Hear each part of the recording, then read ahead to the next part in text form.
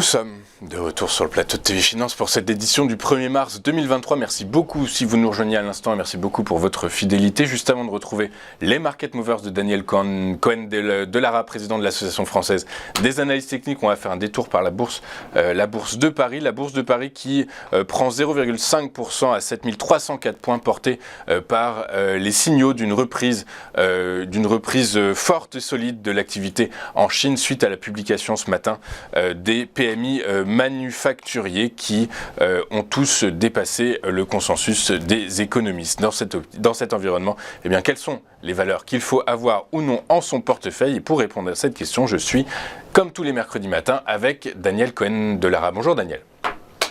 Bonjour Louis-Antoine. Bonjour, merci Daniel d'être avec nous ce matin comme tous les mercredis matins. Vous êtes président des analystes techniques français à l'AFAT, l'Association française des analystes techniques.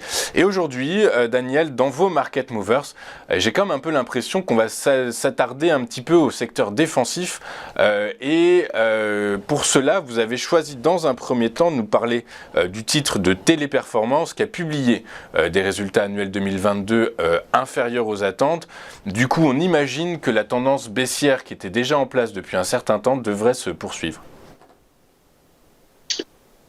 Eh bien oui, on voit là sur ce graphique en données quotidiennes qui est à peu près sur une année, la tendance baissière est très claire, notamment on voit la moyenne mobile 200 qui depuis un an est une résistance extrêmement solide à l'évolution des cours. Alors, on a touché un petit peu le fond au mois de novembre.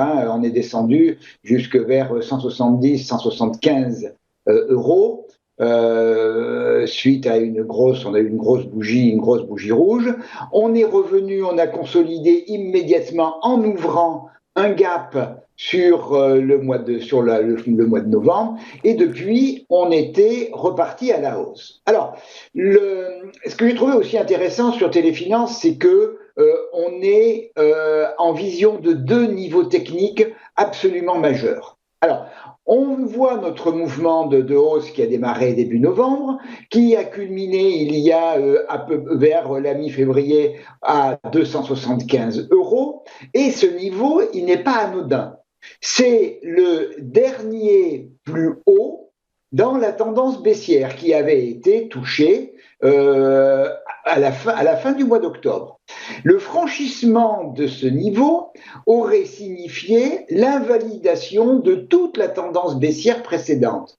Et patatrac, eh bien, on n'a pas invalidé cette tendance baissière, malgré ce beau retour entre 180 et 275 euros, on est toujours dans le cadre de la tendance baissière précédente sur le long terme.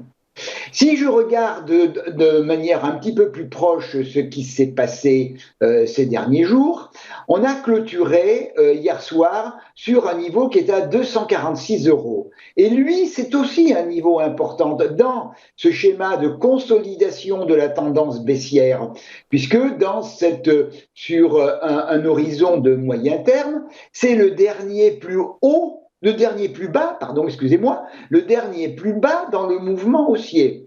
Ce qui voudrait dire que si on casse 246 euros en clôture quotidienne, eh bien tout le mouvement qui a été initié depuis le mois de novembre, ce mouvement de consolidation de la tendance baissière de long terme, eh bien ce mouvement serait invalidé. Donc on a ces deux niveaux, 246 et 275, le franchissement de 275 qui n'est évidemment pas mon schéma préféré, invaliderait la tendance baissière et permettrait au cours certainement de venir retester le gap qui a été ouvert à l'été de l'année dernière à 303. J'ai plus, moi, le sentiment, d'autant plus quand je vois la bande de Bollinger basse à laquelle on est en contact à l'heure actuelle, cette bande de Bollinger est en train de s'ouvrir vers le bas.